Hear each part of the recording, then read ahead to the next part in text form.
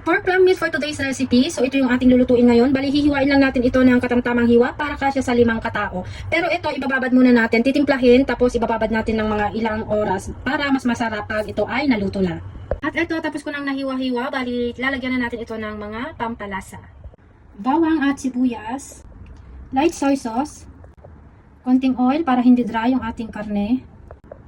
Nor powder, yung nor powder optional lang po yan.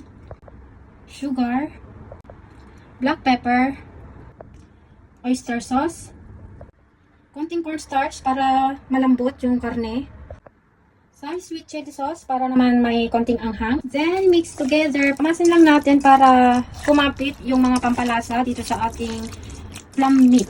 Nilagyan ko pala ng skin ng orange. Wala kasi kaming lemon kaya ito yung aking nilagay.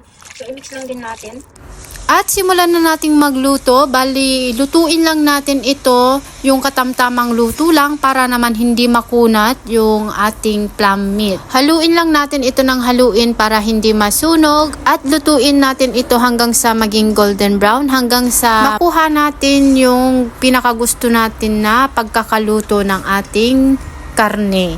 So ayan, okay na to, kaya binudburan ko na ng spring onion. Kung walang spring onions, pwede rin po kayong gumamit ng coriander, pero optional lang naman po ito na aking mga nilalagay. At itong recipe na ito ay napakasimple at napakasimpleng lutuin, at kung gusto nyong gayahin ay pwedeng pwede.